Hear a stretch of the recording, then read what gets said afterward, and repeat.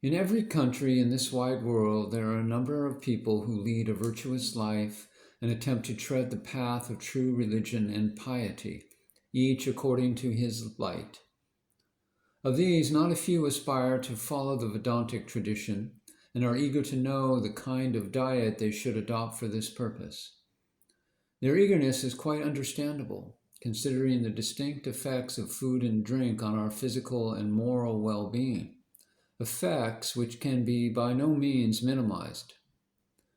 Who has not been a witness to the injuries of strong liquor to oneself and one's near and dear, or to the suffering caused by certain articles of diet to a constitution which is not suited to them? And when the body is struck down by disease or becomes upset, the mind, which is our most precious asset, goes down the same slope. This is what caused the ancients to prescribe a regimen for the yogi and to warn him against indiscriminate feeding. To perform sadhana, sound health is of paramount importance. We cannot be too careful to avoid anything which is likely to disturb the balance of our physical economy. The quantity of food we ingest is not of less importance than its quality, and no food can be expected to yield the desired nourishment but the simplest, which is easily digestible, prevents accumulation, fermentation, and general discomfort. This food we call sattvic because it's harmonious, compatible, and agreeable, and is of much help to our sadhana. No hard and fast rule can be made for the articles which should be used in the diet. Constitutions differ, so do climatic conditions.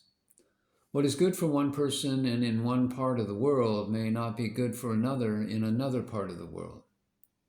The question of availability must also be considered, yet so much can be said about the diet in general, namely that animal food is discouraged in this path, especially if the animal concerned is developed in bulk or low and loathsome in habits. One need hardly specify.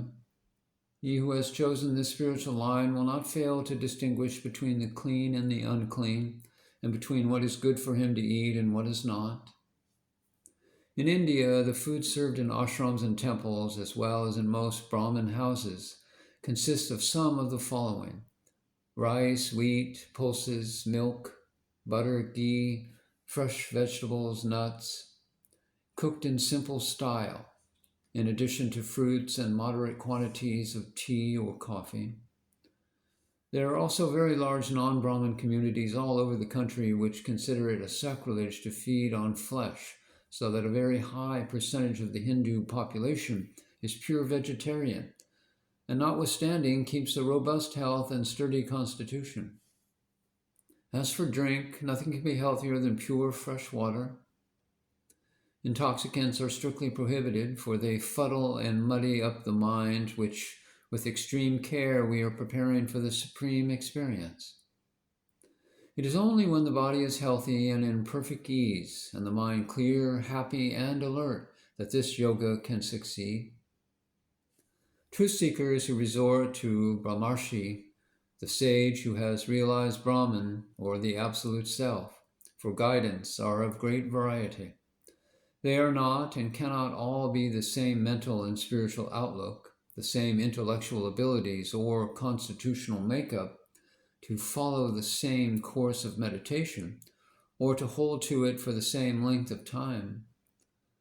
Modes of meditation differ from one spiritual aspirant to another, as modes of thinking and of self-expression differ among individuals in ordinary life. Inspirations and light come to all of them in various ways, and each follows them as best suits his temperament and in the manner most conducive to his progress. Again, not all come with the same amount of preparation to their credit. Some are ripe, some less so.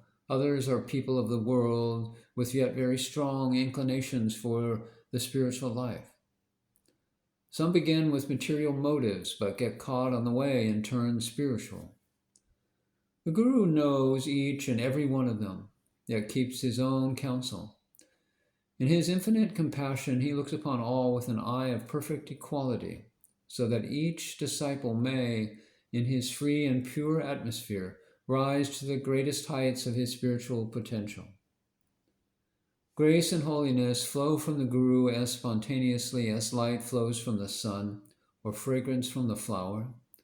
They are ceaseless and infinite. The foremost spiritual aspirant is he who has surrendered himself completely to the practice, which he views as the only reason for his being in an embodied existence. Nothing else matters to him. His mind remains fixed on the search for the true spiritual heart, whether in his meditation, which is the time for intense concentration, or in his studies. In this mood, he makes rapid progress, for then the mind will be able to shed quickly much of its inherited encumbrances and propensities, its vasanas, and replace them by habits of the quest. He asks nothing of the Guru that has no bearing on his sadhana, and desires nothing but to be left in peace to pursue it in his own way. Next is the spiritual aspirant who cannot sustain a prolonged concentration, but compensates by long stays in the presence of the Guru and more study. After him comes the one who cannot meditate at all, preferring to serve the Guru in all sorts of ways. He earns the merit of serving a Guru and a Brahmarshi, and at the same time benefits by his tranquil atmosphere, with the result that his mind will, in the course of time, be fit for meditation. And next is the devotee who does not strictly come in the spiritual aspirant category. He does not stay with the Guru, but visits him off and on, and performs sadhana in his own way at home. He may have a family whom he finds it his duty to maintain and look after. There is no valid objection to a married life, notwithstanding the widespread prejudice against it. The objection is to the net of complexities which a married life, especially in present-day society, weaves around the life of the seeker, which impels many of them to keep away from matrimonial ties in order to be free to surrender themselves to the contemplative life.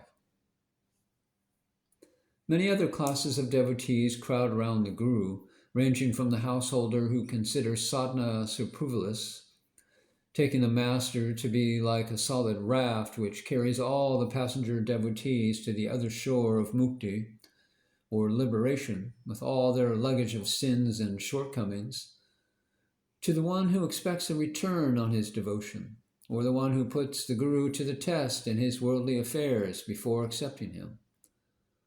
All these benefit by their attachment to the Master, for no one who draws near the fire will miss being comforted to a degree by its warmth. The Guru, like the sun, sheds his light on one and all, leaving it to each devotee to receive the quantum which is commensurate with his ability to absorb. Worldliness sticks to all the disciples in various degrees, which the Master's holy presence mysteriously rubs off, particularly in those who cooperate in their sadhana with humility, detachment, and strong common sense. The variety of ways God or the Self brings men to him is amazing to watch.